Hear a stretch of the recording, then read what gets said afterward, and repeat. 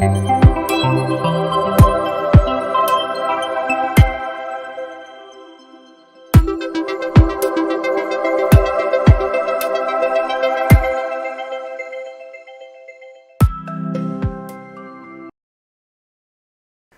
जी, दूसरा मार्केट के अंदर में सबसे अच्छी बात यही होती है नीरज जी कि जब कुछ एक ट्रेंड दिखता है तो लोग उसको पकड़ने की कोशिश करते हैं।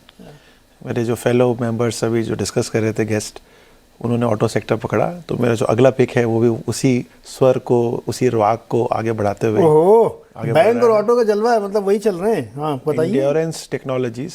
पहले थोड़े से फंडामेंटल डिस्कशन कर लेते हैं। लीडिंग कंपोनेंट मैन्युफैक्चरर है ये 2 व्हीलर एंड 3 व्हीलर के इंडिया के अंदर में। क्या क्या बनाते क्या है ये? तो इनका बेसिकली ये लोग जो है लार्जेस्ट एल्यूमिनियम डाई कास्टिंग जो है वो इनका मेन फोटे है बनाने का, जो कि आप अगर पूरा व्हील अगर आप देखोगे जो बनती है पूरी मशीन, पूरा चेसिस जो बन गया वो सब जो है वो इनको बनाना होता है।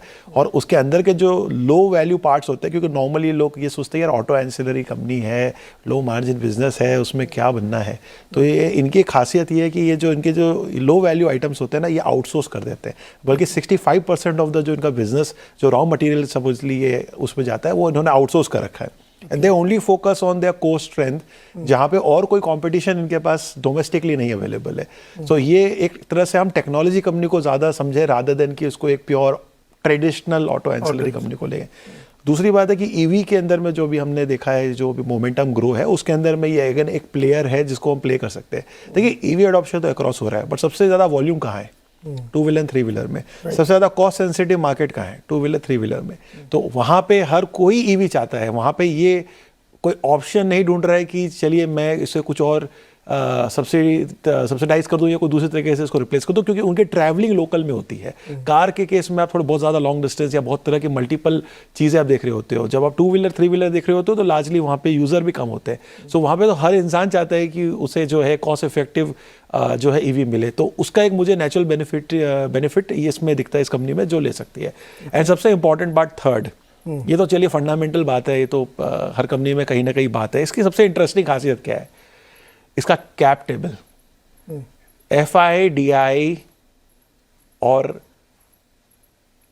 DI, FI और प्रोमोटर आप इनको सब मिला दें तो 98% जो है ये इनके पास है। मात्र less than 2% free float. 98% is already of the market. सिर्फ 2% बल्कि प्रिसाइजली 1.8% जो है यही फ्री फ्लोट है। 26,000 करोड़ की कंपनी है, पूरे के पूरे मार्केट में ही 500 करोड़ का माल पड़ा हुआ है बस।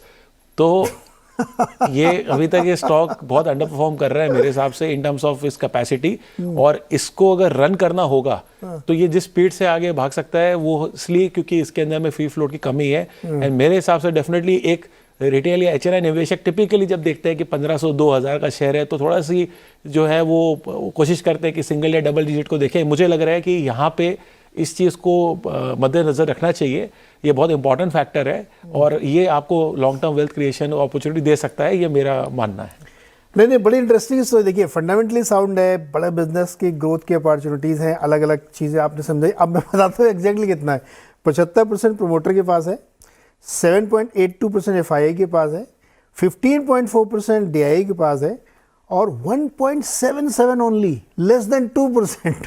Oh my God, interesting company. ऐसे इस तरह की कंपनी भी है मार्केट में, बहुत इंटरेस्टिंग बात है। तो एंड्योरेंस टेक्नोलॉजी, एक चीज़ और ऐड करना चाहूँगा कि कोई छोटी कंपनी नहीं है, 10,000 करोड़ के रेवेन्यू है।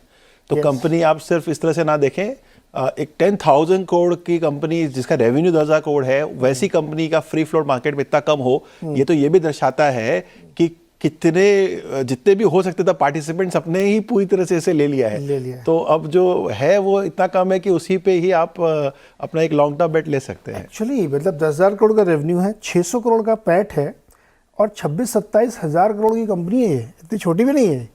तो इंटरेस्टिंग, बहुत इंटरेस्टिंग प्ले है एंड्योरेंस टेक्नोलॉजी।